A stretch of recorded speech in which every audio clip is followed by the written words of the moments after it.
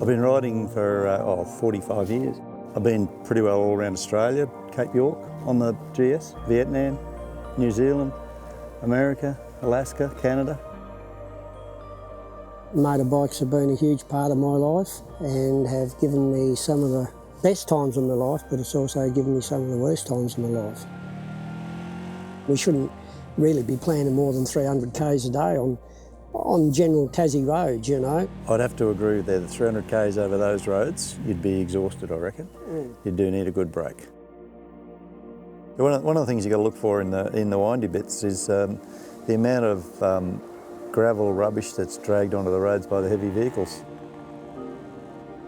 I do notice that some of the corners, the camber is a little bit off-putting and the road conditions can change so quickly.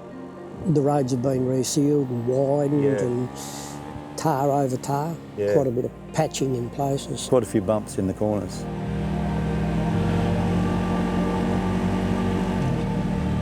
Yeah, and absolutely ride within your limitations, and especially with groups, don't be intimidated by other riders. Always take notice of the speed limitations or suggestions on some of the corners, the hairpin corners and that. I couldn't get over the number of bends that you got in this place. Or hardly any straights where you can have a rest, so you're really on it all the time, but it's fantastic, fantastic roads you've got.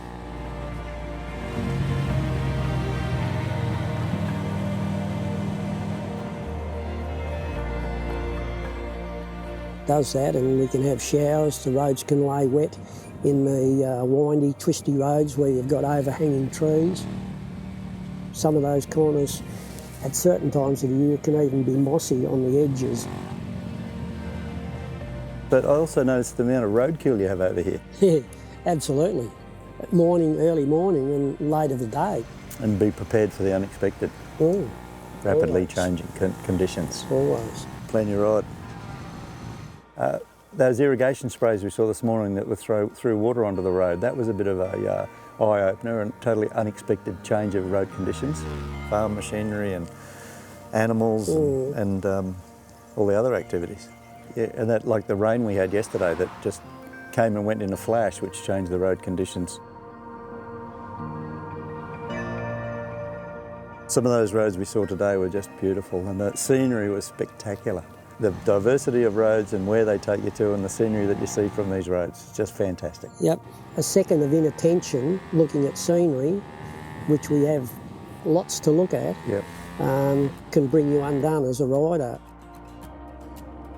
Well, Malcolm, I've had a great time, so... Hope so. So where are we off to now? The road leads on. It's a great place, there's lots of roads, there's lots of scenery and lots of stuff to appreciate on motorbike. Okay, let's get on the road to another adventure then. Let's go. Right. Most of the people, they don't realise how big Tasmania is until they get here. And sometimes they do underestimate the actual corners that we have. We do need to be a little bit careful on the corners. The gravel does come out on the corners in a lot of places. And we do have a lot of interaction with wildlife. I'd like to think that they remember the friendships that they've made, the rides that they've had, and the enjoyment that they've had from one side of Tasmania to the other. It's just an amazing place to come and we want to see them more and more often.